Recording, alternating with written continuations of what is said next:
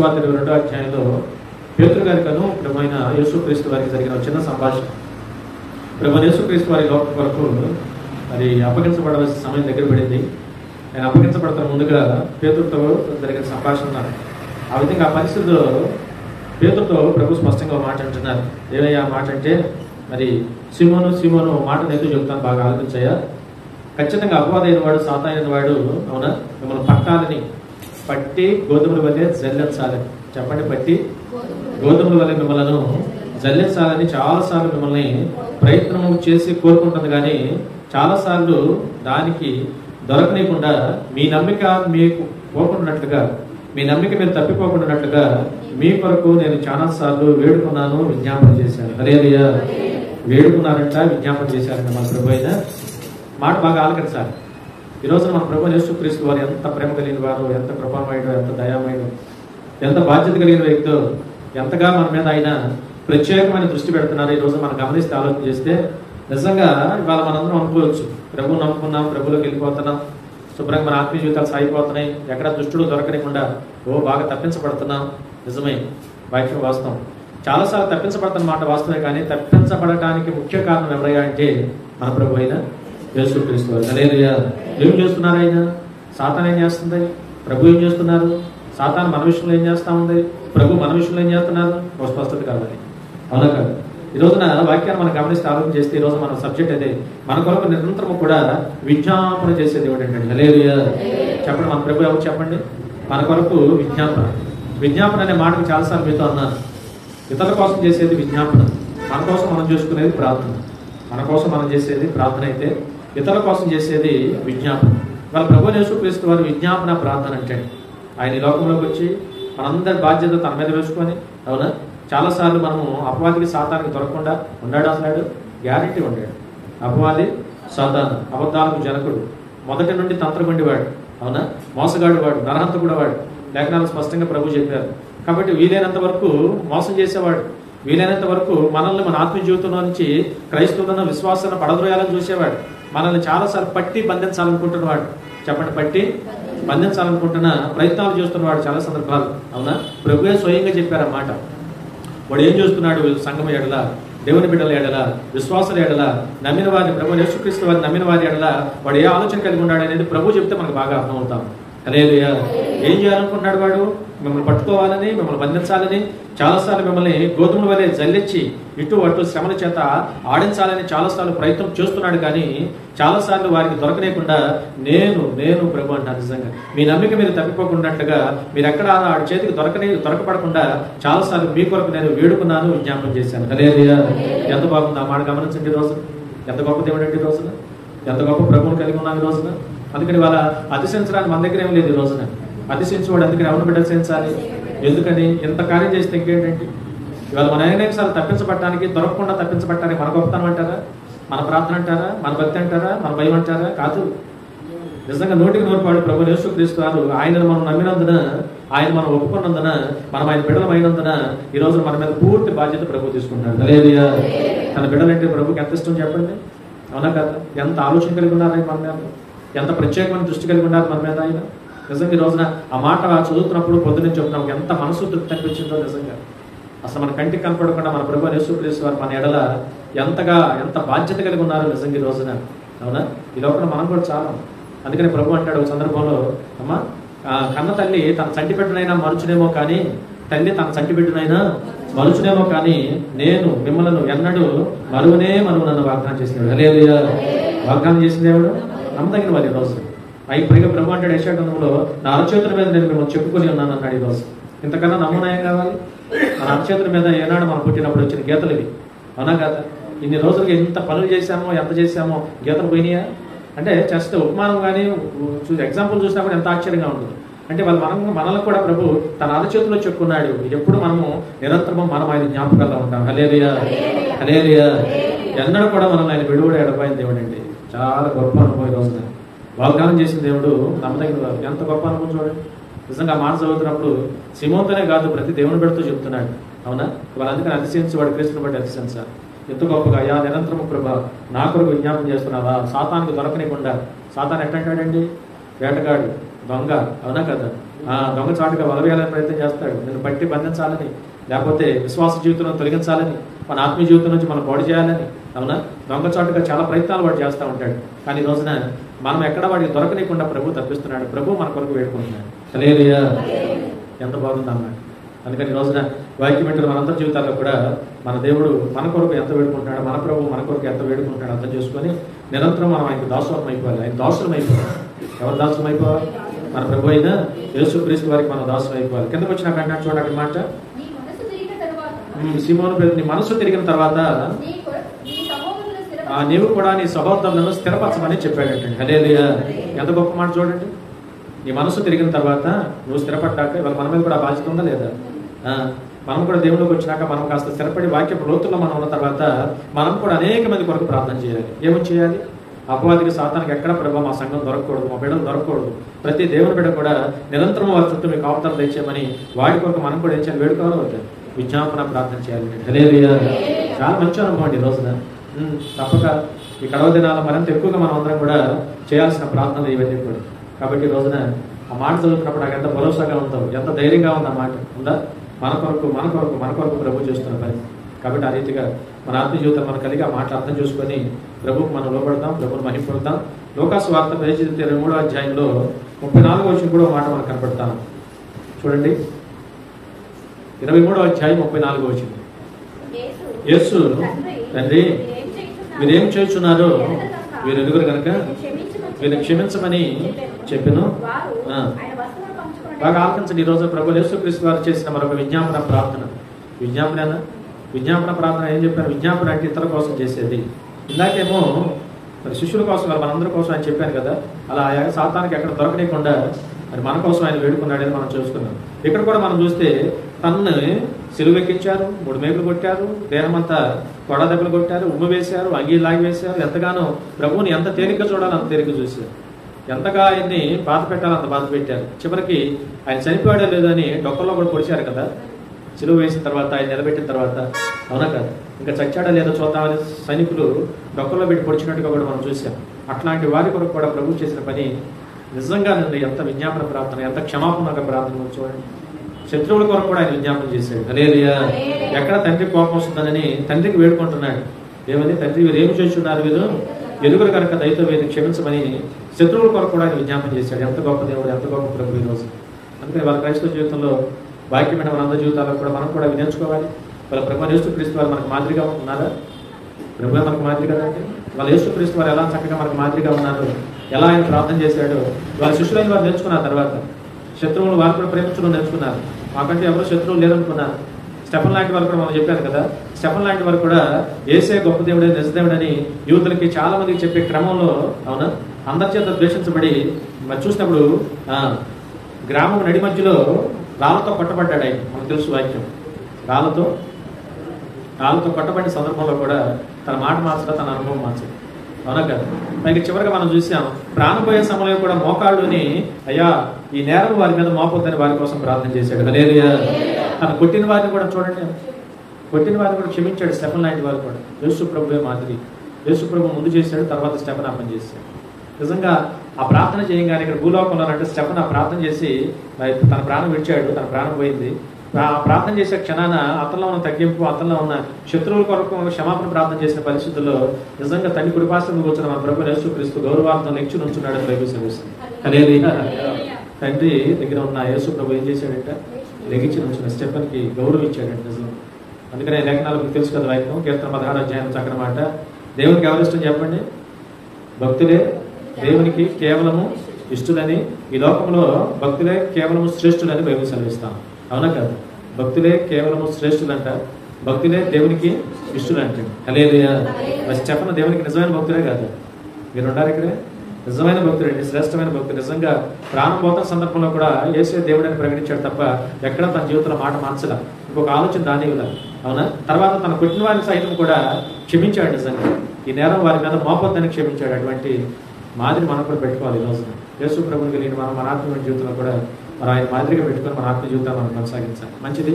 3వ అంశం చెప్తాను. యోహాను సువార్త 14వ అధ్యాయంలో మరొక అంశం. యోహాను సువార్త 14వ అధ్యాయం 16వ వచనం చదివితే,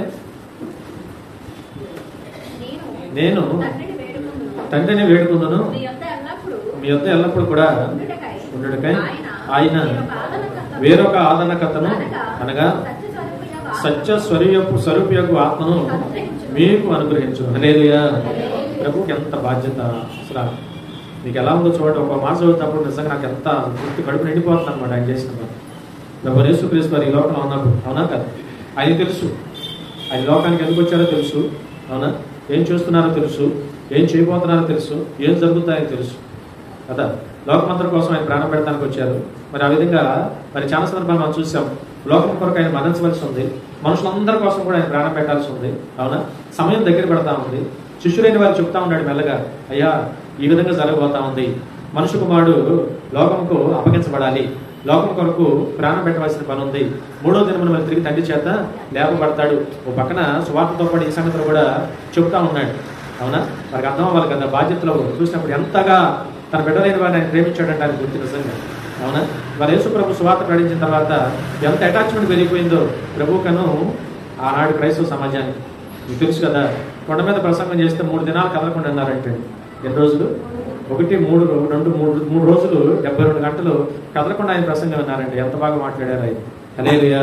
అంటే ఆయన మాట్లాడుతుంటే వారికి టైం తెలవాలా, వారు మాట్లాడుతుంటే ఆకలి తప్పులు తెలవాలా, చక్కగా వింటా కూర్చున్నారు శుభ్రంగా 3 దినాలు. 3 దినాల తర్వాత వారి గురించి ఆలోచించి అక్కడ మన వాక్యం చూసాం కదా, మరి అందరికీ కూడా ఆహారం సిద్ధపరిచాడు. అద్భుతమే చేశాడు ప్రభు ఆ రోజు. హల్లెలూయా. ఇంచుమించు సుమారు మనకు వాక్యంలో ఉంది 5,000 మంది పురుషులు అన్నారు, ఇక స్త్రీలు ఎంతమంది ఉన్నారు, పిల్లలు ఎంతమంది ఉన్నారు, లెక్కకు మంచి 2 మంది అన్నమాట. ఈ విధంగా ప్రభు యేసుక్రీస్తు వారి సువార్త పరిచర్య కాలంలో చాలా మందికి సువార్త ప్రకటిస్తున్న పరిస్థితుల్లో అనేక మంది ప్రభువుల చేత ఆకర్షించబడ్డారు, అనేక మంది క్రైస్తవులుగా పిలువబడ్డారు, అనేక మందిని ప్రభువును వెంబడించే వారిగా ఉన్నారు. ఈ రోజు చూసినప్పుడు మరి వారందరి బాధ్యత ప్రభు మీద ఉందా లేదా? హల్లెలూయా. తను నమ్మి వచ్చారు, తన మాట విన్నారు, తన వాక్యం అంగీకరించారు. ఈ రోజున వారి బాధ్యత కూడా ప్రభు తీసుకుంటున్నాడు ఈ రోజున. అందుకనే నేను వెళ్ళవలసి ఉందని వారితో చెప్తున్నాడు. నేను వెళ్ళవలసి ఉంది, అయితే నేను మిమ్మల్ని అనాథగా విడిచిపెట్టట్లేదు. హల్లెలూయా. ఎంత బాధ్యతో మీరు గమనించాలి. ఈరోజు లోకంలో కూడా చూడండి, మన పెద్దవారు అయిన వారు, మన మొదటి వారు, అవునా, సంగతులు తెలుసుకొని ముందుగానే జాగ్రత్త చేసి ఆస్తులు కానీ, మంచి చెడు కానీ, పిల్లల బాధ్యతలు కానీ, ఈ విధంగా అన్ని చెప్పుకోవటం, బాధ్యతలన్నీ వారి మీద పెట్టి చక్కగా అప్పచెప్పటం, అవునా, ఎక్కడ ఇబ్బంది లేకుండా అన్నీ కూడా సెటిల్ చేసి వెళ్ళిపోతూ ఉంటారు. హల్లెలూయా. ముందు చూపుతో, మీకు అర్థమవుతుందా? ముందు చూపుతో అన్ని సెటిల్ చేసి వెళ్ళిపోతూ ఉంటారు చాలా కుటుంబాలు, పెద్దలైన వారు. వాస్తవాన్ని గమనించిన వారు ముందుగానే జాగ్రత్త చేసి అన్ని కూడా. మరి ఈ రోజు ప్రభువు యేసుక్రీస్తు వారు మనం చూసినప్పుడు తాను వెళ్ళిపోవాల్సిన సమయం వచ్చింది కనుక మరి సంఘం అంతా చల్లాచిద్రైపోకూడదు, వీరంతా విశ్వాసాన్ని కొనసాగించాలి, వీరు కలిగిన ఆ రక్షణము లేదా ఆ నమ్మకాన్ని వీరు బ్రతుకాలం ముందు కొనసాగించాలి అంటే ఒక నాయకుడు ఎవరో కావాలి వీరికి. హల్లెలూయా. సామెతలో చక్కని మాట మీకు తెలుసు కదా, నాయకులు లేని జనులు చెడిపోతారని బైబిల్ సెలవిస్తాం. చెప్పండి, నాయకులు లేని జనులు ఏమైపోతారు? చెడిపోతారు. ఇంకో మాట ఉంది, ఆలోచనకర్తలు అనేక మంది ఉంటే నీకు రక్షణకరం అని కూడా బైబిల్ సెలవిస్తాం. ఆలోచనకర్తలు అనేక మంది ఉంటే ఆలోచన చెప్పేవాడు కావాలి మనకి, నాయకుడు అనేవాడు మనకు కావాలి, ఓ నడిపించేవాడు మనకు కావాలి, ఎవరో ఒక ఆదరణకర్త ఎవరో మనకు కావాలి ఈరోజు. హల్లెలూయా. అసలు ఆ సంగతి ముందుగానే సంఘాన్ని నడిపించడానికి, వాళ్ళ సంఘాన్ని స్థాపించడమో లేదా సువార్త అందించడమో, లేకపోతే ప్రభు లోకానికి వచ్చి మనుషులందరి కోసం మరి మనుషుల పాపాల కొరకు బలి అయిపోయి రక్తం కాచి నేను తిరిగి వెళ్ళిపోవటం నా బాధ్యత అనుకోవాలి ఆయన. కాబట్టి వీళ్ళందరూ కూడా బ్రతుకాలం అంతా జాగ్రత్తగా ఒక ఆదరించేవారు ఎవరో కావాలి వీరిని. హల్లెలూయా అని నిజంగా ఆయన గ్రహించి ముందు చూపుతానంట తండ్రిని వేడుకుంటున్నాడంట మన ప్రభువు యేసుక్రీస్తు వారు. వేడుకున్నట్టు విజ్ఞాపన అని చెప్పాను, విజ్ఞాపన చేశారు. ఆయన ఏమైనా విజ్ఞాపన చేశారు? అక్కడే వాక్యం ఉంది కదా, చక్కని మాట మనం చూసాం. నేను తండ్రిని వేడుకుందును మీ యొద్ద ఎల్లప్పుడూ ఉండుటకై. చూడండి అక్కడ మాట చూడండి, మీ యొద్ద ఎల్లప్పుడూ కూడా ఉండుటకై. ఎందుకంటే నేను ఉండటం కుదరదు, మీకు అర్థమవుతున్న వాక్యం, నేను ఉండటం కుదరదు. ఆయన వచ్చి మనకు తెలుసు కదా వాక్యం, ఎన్ని సంవత్సరాలు ఉంటారు ఇక్కడ ఆయన? 33 సంవత్సరాల కాలంలో 3.5 సంవత్సరాల పరిచయ కాలంలో 3.5 సంవత్సరాల పరిచయం అయిపోయిన తర్వాత ఆయన లోకం కొరకు అప్పగించబడి, సిలువ వేయబడి, రక్తము కార్చి, సమాధి చేయబడి, 3వ దినమున తండ్రి చేత లేపబడి 40 దినాలు వారిని బలపరిచి తిరిగి వెళ్ళిపోయాడు ఆయన. హల్లెలూయా. అందుకని కానీ ఈ రోజున మిమ్మల్ని అనాథగా విడిచిపెట్టాను మాట చెప్పాడు. ఎంత గొప్ప ప్రభువు మీరు గమనించాలి, ఎంత బాధ్యత కలిగిన వాడు, ఎంతగా ముందు చూపు ఉన్నవాడు. ఇవాళ ఈ సంగతులు ఏమో వింటున్నప్పుడు పొద్దున మా నాన్నగారు నా బాగా జ్ఞాపకం వచ్చారు. మా నాన్న ఎంత ముందు చూపు ఉందో నిజంగా. ఇవాళ నేను ఇక్కడ నుంచొని దేవుని పరిచయం చేస్తానంటే మొదటి దేవుని కృపతో పాటు ఆత్మీయ తండ్రి ముందు చూపు చాలా గొప్పది ఈరోజు. హల్లెలూయా. అంటే రాబోయే భవిష్యత్తులో నేను ఎలా ఉండాలి, పరిచయం ఎలా ఉండాలి, నేను ఉంటాను పోతానని చాలాసార్లు ఆయన అంటూ ఉండేవాడు మనతో. మీరు ఉండాలి ఇక్కడే. చాలాసార్లు అంటూ ఉండేవారు, అమ్మ కానీ అమ్మ తర్వాత నాన్న కానీ నేను ఉంటాను పోవచ్చు, కానీ అనేక మంది దేవుని బిడ్డలు ఇక్కడ పనిచేయాలంటే ఒక స్ట్రక్చర్ ఏర్పడాలి. స్ట్రక్చర్ ఏర్పడితే సరిపోదు, సంఘానికి ఒక నడిపించే ఒక నాయకుడు ఎవడ ఉండాలని ముందుగానే ఆలోచన చేసి ఖచ్చితంగా నేను ఆత్మీయతని పునాది వేస్తే నేను కొంతకాలం నడిపిస్తాను, తర్వాత బాబు వాడపడతాడు అని చాలాసార్లు అప్పుడు ఆయన చెప్తుంటే అంతలోతుగా అప్పుడు అర్థం కాలేదు, కానీ ఇప్పుడు అర్థమవుతా ఉంది ఆయన చేసిన పని. హల్లెలూయా. నిజంగానండి ఈ రోజున ముందు చూపుతా అన్ని సెటిల్ చేసి ఏమి జరుగుతుందో, ఏమి బెనిఫిట్, ఎలా రేపొద్దున అనేది అన్నీ కూడా దేవుని తర్వాత మన ముందటి వారు ఎంత గొప్పగా ఆలోచిస్తారనేది వారు చూస్తే నాకు అర్థమవుతా ఉంది నిజంగా ఈరోజు. అవునా కాదు? నిజంగా ఒకవేళ మనుషులు మన మధ్య వెళ్ళిపోయినా మనం అయినా ఎక్కడ లోటు లేకుండా ఆదరించబడాలి, పోషించబడాలి అని నిజంగా ఇటు చూస్తే దేవుడు, ఇటు చూస్తే నా తండ్రి కూడా కావాల్సినవన్నీ జాగ్రత్తగా సమకూర్చి వెళ్ళిపోయాడు నిజంగా. హల్లెలూయా. నిజంగా అందుకనే చాలా పొద్దున మాటలు చదువుతున్నప్పుడు, ప్రసంగం చేస్తున్నప్పుడు నాన్న గుర్తుకొచ్చారు చాలా సందర్భాలు. ఎంత బాగా సెటిల్ చేసి వెళ్ళారు నాన్న, ముందు ఆలోచించి జరగబోయే భవిష్యత్తు ఆలోచించి, నాకెందుకని పట్టణవాడు కాదు ఆయన, అన్ని పట్టించుకొని ఎలా సరిపోతాను ఊహించి నా కొరకు, నా బిడ్డల కొరకు, మరి సంఘం కొరకు అన్ని కూడా జాగ్రత్త చేసి వెళ్ళిన అది ఆత్మీయ తండ్రి వారిని మనం తప్పక జ్ఞాపకము చేసుకోవాలి సమయం. హల్లెలూయా. సరే, ప్రభువైన యేసుక్రీస్తు వారిని కూడా మనం గమనించాలి. అవునా కాదు? ఆయన ఆలోచన చేసి సంఘం కొరకంటే తండ్రిని ముందుగానే వేడుకుంటాడు. ఈ సంగతి అక్కడ ఉన్న వారికి ఏం అర్థం కావట్లా, ఈయనేంటి వెళ్ళిపోతానంటే ఏంటి అంటే వాళ్ళకి లోతైన మర్మాలు అప్పుడు అర్థం కాదు. వింటున్నారు, వాక్యం వింటున్నారు, బాగా ప్రసంగిస్తున్నాడు ఆయన, చాలా గొప్పగా ఉన్నాయి ఆయన మాటలని చక్కగా వింటున్నారు, కానీ ఆయన ప్రాణం పెట్టాలనే మాట, లోకం నన్ను పట్టుకుంటారనే మాట, లోకం కొరకు నేను అప్పగించాలనే మాట, అవునా, ఇవేవి వారికి అర్థం కావట్లేదు. మూడో దినమున తిరిగి లేవుస్తాననే మాట, వీరికి లోతుగా ఆ విషయాలు ఏమో అర్థం కావట్లేదు. కానీ ఇవాళ మరొక ఆదరణ కొత్త కోసం కూడా ఆయన ప్రార్థన చేస్తున్నప్పుడు ఇప్పుడు కూడా అర్థం కలిగి ఇవన్నీ తర్వాత అర్థమవుతుంది. అదేవిధంగా ఇప్పుడు తల్లిదండ్రులు మనం కూడా తల్లిదండ్రులు అయ్యాం. ఈ రోజున పిల్లలకు చాలా విషయాలు చెప్తాం, ఎలా చదువుకోండి, అలా చదువుకోండి, ఇలా వెళ్ళండి, అలా వెళ్ళండి అని చెప్తాం. ఇప్పుడు కొన్ని అర్థంగా వాళ్ళకి తర్వాత బాగా అర్థమవుతుంది.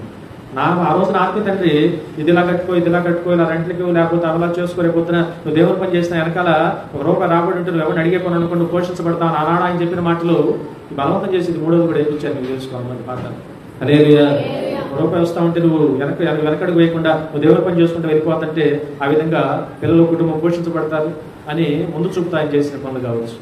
అందుకని ఈరోజు సహోదరుడా కొన్ని మనకు అప్పుడు అర్థం కావు, తర్వాత అర్థమవుతుంది. ఇప్పుడు బాగా అర్థమవుతుంది. ఎంత బాగా అంటే తిరిగి వారితో చెప్పుకుందామంటే వారు మన మధ్య లేకపోయినా కూడా అయినా కృతజ్ఞత చెప్పక తప్పదనమాట, అంత బాగా అర్థమవుతుంది ఈరోజు. హల్లెలూయా. సరే, ఇవాళ యేసు ప్రభు కూడా నిజంగా ముందుగానే ఆలోచించి ఆయన అన్నారు కదా, నేను తండ్రిని వేడుకుంటాను. ఎందుకు వేడుకుంటాను, ఎవరు కావాలని వేడుకుంటాను, మరి ఖచ్చితంగా ఎల్లప్పుడూ మీ మధ్య ఉండులాగున ఆయన వేరొక ఆదరణకర్తను మీ మధ్యకి పంపించలాగున వేరొక చెప్పాలి ఆదరణకర్త అని పేరు పెట్టాడు యేసు. హల్లెలూయా.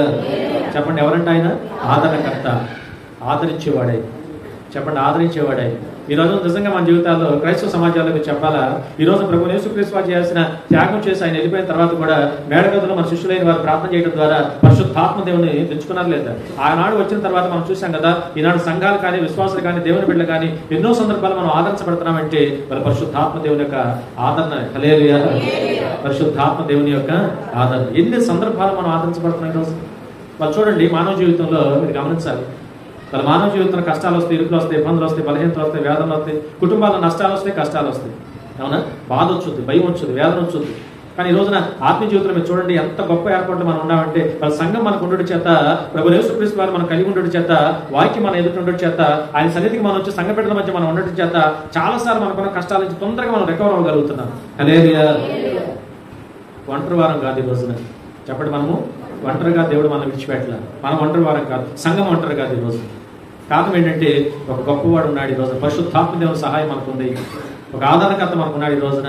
ఆనాడు ఇదంతా ఇలా జరగాలని దాదాపుగా 533 సంవత్సరాలు కానీ వాళ్ళ ఆదరణకర్త అయిన మన ప్రభు పరిశుద్ధాత్మ దేవుడు 2000 సంవత్సరాల పైగా ఈ రోజున మన మధ్య సంచరిస్తా ఉన్నారని. హల్లెలూయా. సంఘాలు బలపరచబడుతున్నా, విశ్వాసాలు ఆత్మీయ జీవితం ముందుకెళ్ళగలుగుతున్నా, సంఘాలు మనం ఓదార్చబడుతున్నా, కష్టాల నుంచి తొందరగా రికవర్ అవ్వగలుగుతున్నా, మనకంటూ స్ట్రక్చర్ ఏర్పడింది ఈ రోజున. అవునా కదా? ఈ స్ట్రక్చర్కి ఒక నాయకుడు కూడా ఉన్నాడు. కంటికి కనపడకుండా పరిశుద్ధాత్మ దేవుడు సంఘం ఎత్తి పట్టుకుంటున్నాడు. అవునా కాదు? సంఘం నడిపించేవాడు పరిశుద్ధాత్మ దేవుడే. హల్లెలూయా. సంఘం ఎవరు గొప్పతనం కాదండి, పరిశుద్ధాత్మ దేవుడు గొప్పతనం, నడిపించేవాడు ఆయన. కాబట్టి ఇది ఇలా ఉండాలని ముందుగానే ఊహించింది ఎవరు? మన ప్రభు అయిన యేసుక్రీస్తు. ఊహించి ముందుగానే ముందు చూపు చేత తండ్రిని ఆనాడే వేడుకున్నాడంట, ఇది ఇలా ఉండాలి. 4,000 సంవత్సరాలుగా 2,000 సంవత్సరాలుగా సంఘాలు ఈ విధంగా హ్యాపీగా ముందుకెళ్ళిపోతున్నాయి అంటే అది పరిశుద్ధాత్మ దేవుడు మనకు తోడట బట్టి ఉన్నారు కదా ఆయన. హల్లెలూయా. కాబట్టి ఈ రోజున అటువంటి ఆదరణకర్తను ఈ లోకంలో పంపించడానికి కూడా మన ప్రభు యేసుక్రీస్తు వారే కారణం. ప్రభు అంటారు చక్కని మాట, నేను వెళ్ళవలసి ఉంది, ఆయన రావాల్సి ఉంది అన్నారు. నేను వెళ్ళవలసి ఉంది, ఆయన రావాల్సి ఉంది. ఎవరైనా ఆదరణకర. ఏం చేస్తాడు ఆయన? ఆదరిస్తాడు. సత్య స్వరూపమైన ఆత్మ ఆయన. చెప్పండి, ఏ ఆత్మ అంటే? సత్య స్వరూపమైన ఆత్మ ఖచ్చితంగా మీకు అనుగ్రహించబడతాడని ప్రభు చెప్పిన మాట ఇవాళ ఎంత భరోసాన మన జీవితాలు మనం గమనించాలి. కాబట్టి ఈ రోజున ఇవాళ నిజంగా మన జీవితాలు ఏ పరిస్థితుల్లో కూడా మనం ఆగిన సన్నిధిలో ఈరోజు అందరం కూడా కష్టం వచ్చింది, జబ్బు వచ్చింది, బాధ వచ్చింది, బలహీనత వచ్చింది, గబుక్కన మన కోసం పరిగెత్తుకొచ్చే సంఘం ఉంది, ప్రభు ఉన్నారు. హల్లెలూయా. మనల్ని ఎవరు పట్టించుకునే వాళ్ళు లేకపోవచ్చు ఈ లోకంలో, కానీ పట్టించుకునే దేవుడు ఒకడు ఉన్నాడు, పట్టించుకునే సేవకులు ఉన్నారు, పట్టించుకునే సంఘం ఉంది రోజున. అవునా? ఎంత కష్టం ఉందని చిన్న ఫోన్ చేస్తే నీ కోసం మరి రోజువారీ ప్రార్థన జరుగుతూ ఉంటుంది, నీ పేరిట ప్రతిరోజు ప్రార్థన జరుగుతూ ఉంటుంది ఇక్కడ. హల్లెలూయా. ఒకరికొకరు సహాయంగా నిలబడగలుగుతున్నాం, ఒకరికొకరు ఓదార్చగలుగుతున్నాం, ఆదరించగలుగుతున్నాం. అవునా కాదు? ఇట్టి ధన్యత దేవుడు మనకి ఇచ్చాడు ఈరోజు. కాబట్టి దీన్ని మనం చక్కగా కొనసాగించుకోవాలి బ్రతికాలను. కాబట్టి ఆ ప్రకారం ముందుకెళ్ళే వారిగా ఉందా? కాబట్టి ఆ రీతిగా మన కొరకు మన ప్రభు యేసుక్రీస్తు వారు ముందు చూపుతూ ఆదరణకర్త కోసం వేడుకున్నాడు, ఈ లోకంలోకి పంపబడ్డాడు. అవునా కదా? ఈరోజు ఆయన ఉన్నారు. అందుకని మనము మూలికి విడిచి పశ్చాత్తాపడగలుగుతున్నాం, ప్రార్థన చేయగలుగుతున్నాం. మరి ఎవరు గొప్పతనం అది? పరిశుద్ధాత్మ దేవుని యొక్క గొప్పతనం అండి. హల్లెలూయా. సరే చూడండి, యోహాను సువార్త 17వ అధ్యాయం 9వ వచనం కూడా చూస్తే మరొక మాట. యోహాను సువార్త 17వ అధ్యాయము 9వ వచనం. నేను వారి కొరకు ప్రార్థన చేస్తున్నాను. ఎవరి కొరకు ప్రార్థన చేస్తున్నాడు ఆయన? ఎవరు వారంటే తన బిడ్డలైన వారు, తన శిష్యుల కొరకు, తను నమ్మిన వారి కొరకు. ఈరోజు మనందరం ఎవరు? దేవుని చేత పిలువబడిన వారు. ఒక మాట మీరు గమనించాలి. ప్రభు చూడండి ప్రత్యేకంగానండి, నేను ఒక మాట అనుకుంటున్నాను. దేవుడు లోకమంతటిని ప్రేమించినా, మీకు అర్థమవుతుంది కదా? యోహాను సువార్త 3:16 చక్కని మాట. దేవుడు లోకం ఎంతో ప్రేమించాడు, ఆయన ఈ రోజున మన అందరి కోసం కూడా తన కుమారుడు లోకంలోకి పంపించాడు ఈ రోజున. కానీ ప్రత్యేకంగా నమ్మిన వారు ఎవరైతే ఉన్నారు, అక్కడ ఒక మాట ఉంది, నువ్వు నమ్మినట్లయితే నమ్మినవాడు నశింపక నిత్యజీవాన్ని పొందుకున్నాడని బైబిల్ సెలవిస్తా ఉంది. నమ్మినవాడు నశించక నిత్యజీవాన్ని పొందుకున్నట్టుగా యేసు ప్రభువు మన కోసం అనుగ్రహించబడ్డాడు. సరే, వాళ్ళు మనం నమ్మాం కదా. ఈరోజు ప్రభు యేసుక్రీస్తు వారు మనం నమ్మాం. దేవుని కృప మన ముందటి వారి ప్రార్థన, లేదా మన ఆత్మీయతను మనకు తెలియపరిచిన దాన్ని బట్టి, లేఖనాలు మనం చదివిన దాన్ని బట్టి ఒక అవగాహన కలిగి యేసే నిజదేవుడు అని ఒక నమ్మకానికి వచ్చాం, ఒక ఏర్పాటుకు వచ్చాం ఈరోజు మన అంత జీవితాలు. అవునా కాదు? కాబట్టి యేసు ప్రభువును మనం నమ్మటం ద్వారా, లేఖనాలు మీకు తెలుసు వాక్యం, మనం ఆయన అంగీకరించడం ద్వారా పిల్లలమై అధికారం దేవుడు మనకి ఇచ్చాడు ఈరోజు. హల్లెలూయా. ఒకటేనండి, ప్రభువుకు మన పిల్లలం అవ్వాలి అంటే మనకు కావాల్సిన ఒకే ఒక అర్హత ఏంటంటే అంగీకరించాలి. యేసును దేవుడిగా అంగీకరించాలి, యేసును రక్షకుడిగా మనం అంగీకరించాలి. యేసును దేవుడిగా మనం అంగీకరించాం కనుక పిల్లలు అవ్వడానికి దేవుడు మనకు అధికారం ఇచ్చాడు లేదా? ఇవాళ మనందరం కూడా అన్డౌటెడ్గా ఆయన పిల్లలం అయిపోయాం. ఎవరి పిల్లలం? దేవుని పిల్లలు. అందుకని దేవుడు ఏమని సంబోధించాడంటే, ఇక్కడ ప్రభు ఏమని సంబోధించాడంటే నా వారు అంటున్నాడు ఆయన. చెప్పండి, ఏమని సంబోధించాడు? ఎంత మాట, ఎంత గొప్ప మాట సార్ అది! ఎంత విలువైన మాట. మాట నా వారు అని సంబోధించాడు ఈ రోజు. నిజంగా అంతకన్నా ధన్యతం కావాలి. ఆయన వారి కోసం అంటే ఆయన ప్రార్థన చేస్తున్నాడండి. హల్లెలూయా. కిందకు వస్తే అక్కడే మాట, లోకం కొరకు. ఈ విషయంలో లోకం కోసం కాదు, నమ్మని వారి కోసం అక్కడ పక్కన పెడదాం. నమ్మిన వారి కోసం అంటే మన కోసం. సంఘాలు బలపరచబడాలి, విశ్వాసం బలపరచబడాలి అంటే నిరంతరం కూడా మీరు గమనించాలి. మన ఆత్మీయ జీవితంలో మనం అంతకంతకు ముందుకెళ్ళగలుగుతున్నాం అంటే అది కూడా ఎవరు గొప్పతనం? మన ప్రభు అయిన యేసుక్రీస్తు వారి మన కొరకు చేసే విజ్ఞాపన ప్రార్థన. హల్లెలూయా. కాబట్టి అక్కడ ప్రభు చెప్తున్నాడు, కొంచెం ముందుకు వద్దాం. నీవు నాకు అనుగ్రహించి ఉన్నవారు నీ వారైనందున వారి కొరకే. అబ్బా ఎంత బాగుంది ఆ మాట చూడండి. అవునా కదా? నీవు నాకు అనుగ్రహించినవన్నీ. వాళ్ళ ఇంకో మాట పరమగీతాల్లో మాట ఉంది కదా, తండ్రి ఆకర్షణ లేదే కుమారుడు దగ్గరికి ఎవరు మనం రావాలి అని అంటారు. అయ్యా నీవు నన్ను ఆకర్షించు, మీ అందరూ పరిగెత్తుకు వస్తామని బైబిల్ సెలవిస్తాం. హల్లెలూయా. తండ్రి ఆకర్షణ లేదే కుమారుడు దగ్గరికి ఎవరు రాలేమంటండి. అవునా కదా? ఇవాళ ప్రభు యేసుక్రీస్తు వారి దగ్గర మనం రాగలిగామన్నా కూడా తండ్రి గొప్పతనం. అవునా? ఇవాళ ప్రభు యేసుక్రీస్తు వారు ఏమంటారంటే, నీవు నాకు అనుగ్రహించకపోతే వీళ్ళు నాకు వచ్చేవారు కదా ఈయన అంటున్నారు. అసలు వారిద్దరి మధ్య చూడండి ఎంత అవినాభావ సంబంధం. అవునా కదా? నీవు నాకు అనుగ్రహించకపోతే వీరు నాకు వచ్చేవారు కాదని యేసు చెబుతున్నాడు. తర్వాత ఇంకో సందర్భంలో ప్రభు యేసుక్రీస్తు వారు ప్రాణత్యాగం చేసి శుభ్రంగా విలువైన పని చేసిన తర్వాత తండ్రి ఏమంటారంటే, మీరందరూ కూడా ఆయన చేత ఆకర్షించబడ్డారు కనుక, ఆయన యొక్క బలియాగము ద్వారా మీరు సంఘముగా కట్టబడ్డారు కనుక ఆ యేసు నామములో మీరు ప్రార్థన చేయమని ఆయన చెబుతారు. హల్లెలూయా. ఒకరినొకరు గౌరవించుకోవడంలో, ఒకరినొకరు గొప్ప చేసుకోవడంలో తండ్రి, కుమార, పరిశుద్ధాత్మ ఎవరి ధర్మాలు వారు నెరవేర్చడంలో ఎంత బాగా ఉంటుంది వాక్యం చూడండి. కిందకు వస్తే అక్కడే మాట, నావన్నీ నీవే, నీవి నావి, మహిమపరచబడి ఉన్నాను. నేను ఇకను అదే చెప్తున్నాను, నేను ఇకను లోకంలో ఉండను కానీ మీరు లోకంలోనే ఉన్నారు. నేను నీ యొద్దకు వచ్చుతున్నాను. పరిశుద్ధుడైన తండ్రి, మనమిద్దరము ఏకమై ఉన్నలాగున వారును ఉండునట్లుగా నీ నామమందు. హల్లెలూయా. ఎంత బాగుంది ఆ మాట చూడండి. మన కోసం ఎంత బాధ్యత. యేసు ప్రభు తండ్రితో ఉంటున్నారు, నేను నువ్వు ఏకమై ఉన్నలాగున నా మంది నీవి, నీవన్నీ నావి. అవునా కాదు? మరి ఆ విధంగా వీళ్ళంతా నా చేతికి అప్పగించావు కనుక, కాబట్టి నేను నీలో ఏకమైనలాగా వీరు కూడా మనతో ఏకమైపోవాలి. హల్లెలూయా. గమనించాలి వాక్యం. అంటే దేవుడు తన బిడ్డలైన వారు కూడా ఎంత గొప్పగా చూసుకుంటున్నారు. కలిసిపోదాం, కలిసి సహవాసం, స్నేహితుల్లాగా అన్నమాట. అవునా? ఆ విధంగా ఏకమై ఉండులాగున బ్రతుకాలం అంతా వారిని కాపాడాలని దేవునికి వేడుకుంటాడు. హల్లెలూయా. బ్రతుకాలం అంతా మనం ఏం చేయబడాలా? కాపుదల పొందాలి, కాపాడబడాలి. ఈ రోజున అనేక రకాల ప్రమాదాలు, యాక్షన్ ఎన్ని చూస్తున్నాం లోకంలో. ఎన్నో మంది మనం కాపాడబడ్డాం. అవునా కదా? అనేక ప్రమాదాలు, యాక్సిడెంట్లు, ఎన్నో పరిస్థితుల్లో రోగ వ్యాధి బాధలు దొరకకుండా, సాతానికి దొరకకుండా, అపవాది దొరకకుండా, వేటగాడికి దొరకకుండా, దుష్టుడికి దొరకకుండా ఎన్నో సందర్భాలు మనల్ని తప్పించబడ్డామంటే అదుగొదుగుదుగా ఆనాడు ఏనాడో ప్రభు ప్రార్థన చేశారని, కాపాడమని, సంఘమును కాపాడమని, తన బిడ్డలను కాపాడమని తండ్రిని వేడుకొని ప్రార్థన చేశారంటే. హల్లెలూయా. ఎంత గొప్పగా ఉంది గమనించాలి. కాబట్టి ఈ రోజున మనందరం కూడా అనేక సందర్భాల్లో కాపాడబడుతున్నామన్నా కూడా మన కొరకు ఆయన ఏనాడో వేడుకున్నారు. వేడుకున్నాడు లేదు? కిందకు వస్తే అక్కడే మాట, నేను ఉండగా అనుగ్రహించిన వారిని నీ నామమందు నేను కాపాడాను, నేను భద్రపరిచితిని,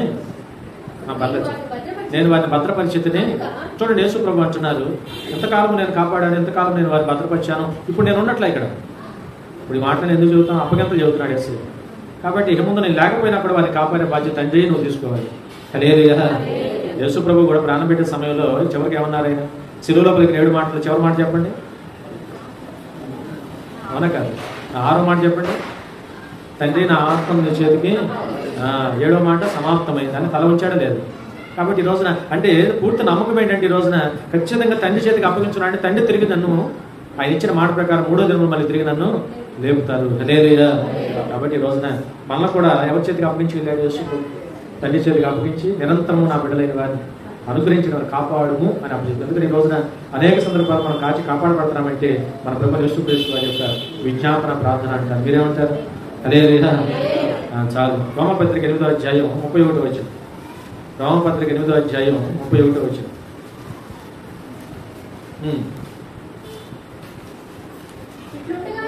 ఇట్లుండగా ఏమందుము దేవుడు, చూడండి, దేవుడు మన పక్షం ఉన్నందుగా మనకు విరోధి ఎవడు? అందుకని ఈ రోజున బాగా ఆలకించాలి వాక్యాన్ని. అసలు దేవుడి పక్షంగా మనం ఉంటే, మన పక్షంగా దేవుడు ఉంటే మీకు అర్థమవుతున్న వాక్యం. అసలు మనకు విరోధి ఎవడు? మనకు విరోధి ఎవడు? అసలు విరోధం ఎవడు ఉన్నాడా? విరోధం ఉన్నాడు ఈ లోకంలో. సాతాను ఎవరు? విరోధే కదా. విరోధం ఎవడు? ఖచ్చితంగా ఉన్నాడు. కానీ ఈరోజు మనం దేవుని పక్షంగా ఉంటే వాడు మనల్ని ఏం చేయలేడు. హల్లెలూయా. మీకు అర్థమవుతుంది కదా వాక్యం. విరోధైన వాడు ఉన్నాడు, వాడు అపవాది సాతాను. అవునా కదా? వాడి ప్రయత్నాన్ని వాడు చేస్తున్నాడు. వాడు ఎంతగా ఇబ్బంది పెట్టాలని ప్రయత్నం జరుగుతూనే ఉంది. ఇందాక వాక్యం ఫస్ట్ మాట చెప్పాను కదా, గోధుమల వలె పట్టి మిమ్మల్ని బంధించి జల్లించాలని విశ్వ ప్రయత్నాలు చేస్తూనే ఉన్నాడు వాడు. కానీ ఈ రోజున ప్రభు చెబుతున్నమాట, మీరు నా పక్షం వారైన ఎడల, దేవుడు మన పక్షంగా ఉన్న ఎడల మనకు విరోధి ఎవడు? హల్లెలూయా. అందుకనే దేవుడు మన పక్షాన్ని ఉండాలి అంటే, మనకు విరోధి ఎవడు కూడా, ఏ విరోధికి మనం దొరకకుండా ఉండాలి అంటే మనం ఎల్లప్పుడూ దేవుని పక్షం ఉండిపోవాలి. ఎవరి పక్షం అంటే మన పార్టీ మారకూడదు. దేవుని చేత నేరం మోపవాడేవాడు? నీతిమంతులుగా తీర్పు తెచ్చువాడు దేవుడే. శిక్ష విధించువాడేవాడు?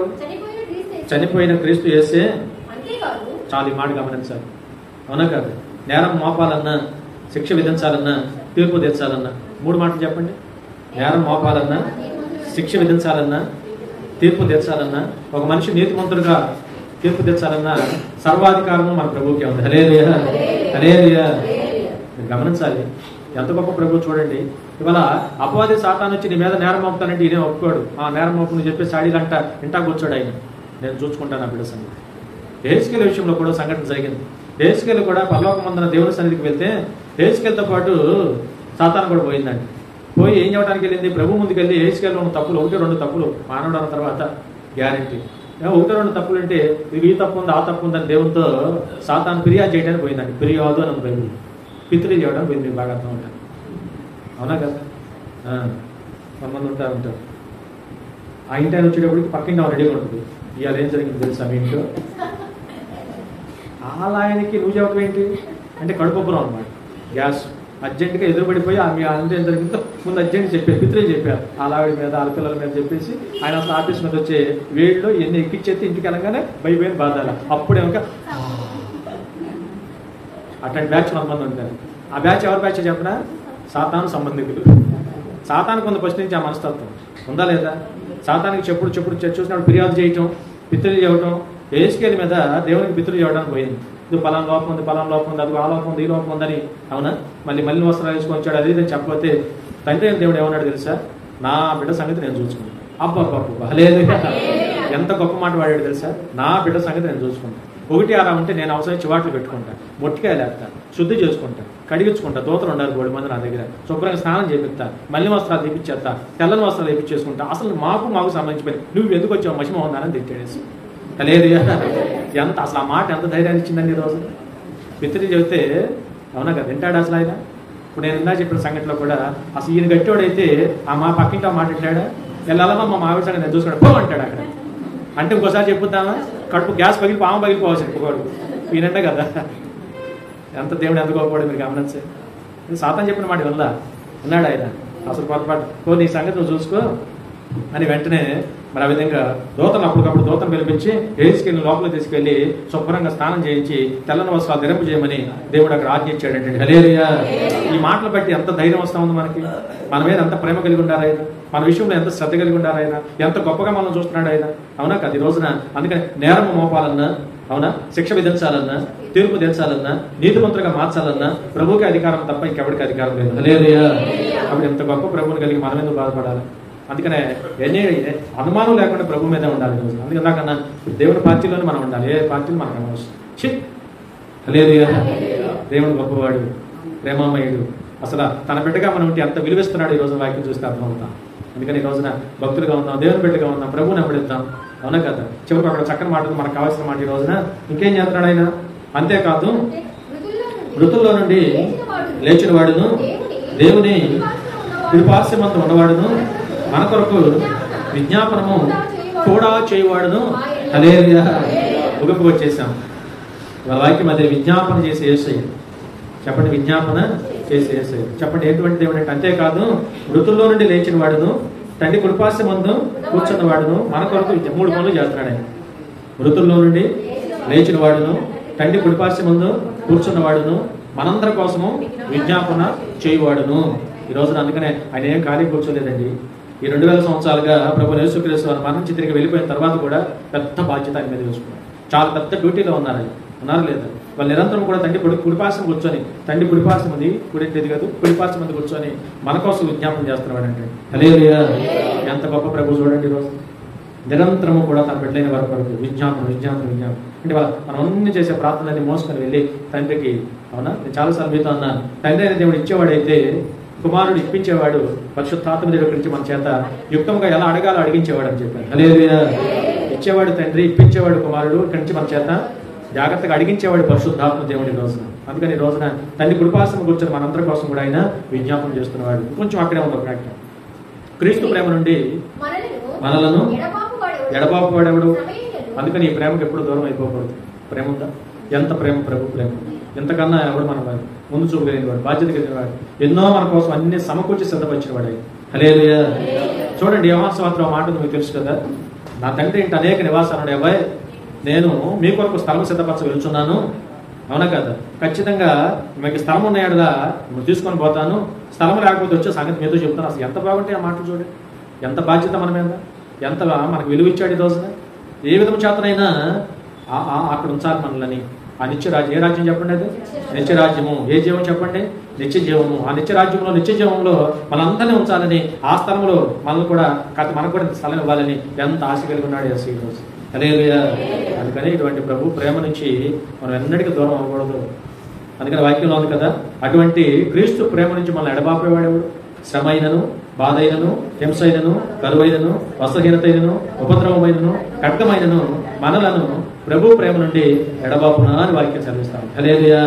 ఇప్పుడు అక్కడ బాగానే ఉంది కానీ వాక్యం, ఎవడికాడు సమాధానం ఏం చెప్పాలంటే, ఓయ్ ఉండాలి అందరు ఇక్కడ, ఎవడికాడు మనమే సమాధానం చెప్పాలి. ప్రశ్న అక్కడ ప్రశ్నేనా? క్వశ్చన్ మార్క్ అంటే ప్రశ్నేనా?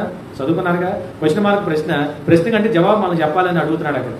అందుకని మనం ఏం చెప్పాలంటే నీ ప్రేమ నుంచి ఏ పరిస్థితి వచ్చినా ప్రభువా నేనైతే నీ ప్రేమ నుంచి ఒక అడుగు కూడా బయటికి పోను. హల్లెలూయా.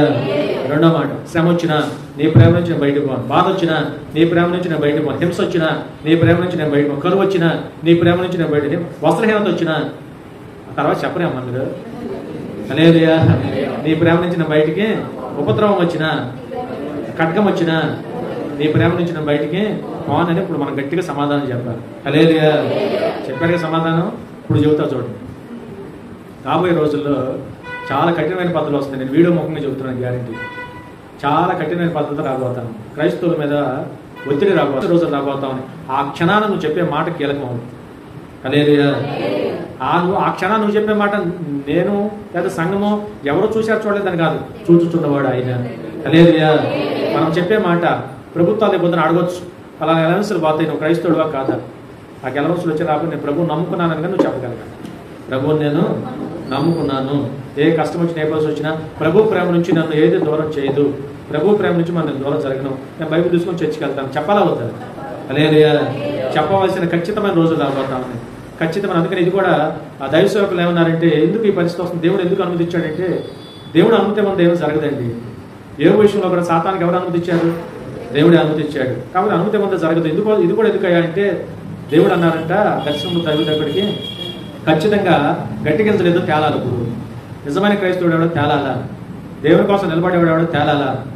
చిన్న కష్టం వచ్చినా నష్టం వచ్చినా నాకు పర్వాలేదు, అవునా, అవసరం వచ్చిన ఆకలి వచ్చినా నాకు పర్వాలేదు, నేను ప్రభు కోసం నిలబడతానని గట్టిగా సాక్ష్యం చెప్పేవారు, దేవుని కొరకు బలంగా నిలబడేవారు దేవునికి కావాలంటే. హల్లెలూయా. ఆ గట్టి గింజలు రేపు పొట్టులో పోసుకుంటాడు. వాక్యంలో మీకు తెలుసు కదా, ఆయన చాట ఆయన చేతిలో ఉందని, చెరుగుతాడని, తాలు తప్ప కింద రాలిపోద్దని, గట్టి గింజ చాట్లో నిలబడుతుందని, నిలబడిన గట్టి గింజను పొట్లు అంటే పరలోకంలో తీసుకెళ్తాడని, అవునా, కింద పడిపోయిన పొట్టు చెత్త అంతా గాలికి ఎగిరిపోతే కనుక నిప్పుతో కాల్చివేస్తాడని బైబిల్ సెలవిస్తాం. హల్లెలూయా. కాబట్టి సిద్ధంగా ఉన్నాం. ఏమంటారు? ఖచ్చితంగా ప్రభు కోసం నిలబడాలి, ఖచ్చితంగా ప్రభు వైపు మనం చూడాలి. ఎన్నాలో కాదండి, వాక్యంలో మనకు తెలుసు కొన్ని వందల వాక్యాలు. భక్తి కలిగి భయం కలిగి ప్రభు కోసం నష్టం వచ్చినా కష్టం వచ్చినా ప్రభు కోసం నిలబడితే దేవుడు ఎవరిని విడిచిపెట్టాడు, అసలు ఎవరిని విడిచిపెట్టాడు. ఇప్పుడు ఏం లాంటి వారు కూడా దేవుడి కోసం అంత బలంగా నిలబడితే, కొంతకాలం కష్టపడ్డాడు, సమస్తం కోల్పోయాడు, ఆరోగ్యం క్షీణించిన, ఆస్తులు కోల్పోయినా, బిడ్డలు కోల్పోయినా, దేవుని కోసం నిలబడితే యథార్థతను విడిచిపెట్టకుండా ఉంటే తిరిగి రెండంత ఆశీర్వాదం ఇచ్చాడు లేదా? హల్లెలూయా. దేవునికి సమస్తం సాధ్యం. ఇట్లాంటి వాక్యాలు మనకు క్షుణ్ణంగా అర్థమైతే, వాక్యానుకూలం మనం ఉంటే ఐఎమ్ రెడీ అన్నట్టు ఉండాలి. చెప్పండి, ఐఎమ్ రెడీ అన్నట్టు ఉండాలి అవుతుంది. ఖచ్చితంగా ఉంటాం. కాబట్టి ఆ ఏర్పాట్లో ముందుకు సాగే వారిగా ఉందాం. చివరి మాట, ఎబ్రీ పత్రిక 7వ అధ్యాయం 25వ వచనం. ఎబ్రీ పత్రిక 7వ అధ్యాయం 25వ వచనం.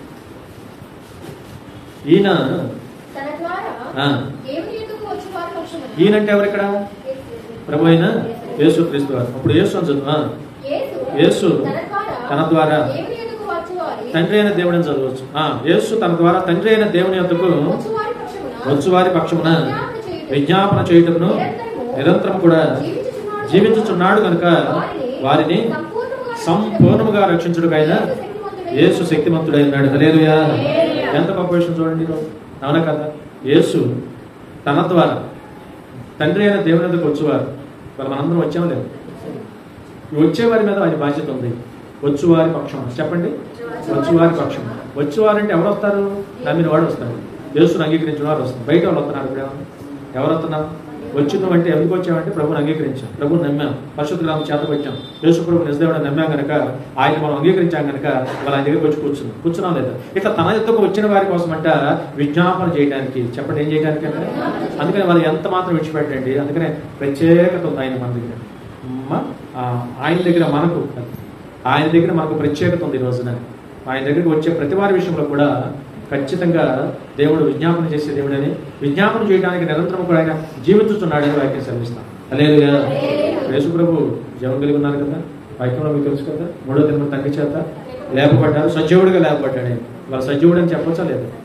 యేసు ప్రభు తప్ప, యేసు ప్రభు ముందు కానీ యేసు ప్రభు తర్వాత కానీ ఎంతమంది ఎన్ని రకాల చర్చలు పెట్టుకున్నా సరే, ఎన్ని రకాల వివాదాలు ఉన్నా లేకపోతే ఆయన పక్కన పెడితే, ప్రభు యేసుక్రీస్తు వారు తప్ప ఆయన ముందుగానే ఆయన తర్వాత కానీ తిరిగి లేచిన వాడు మరొక్కడు లేడు. హల్లెలూయా.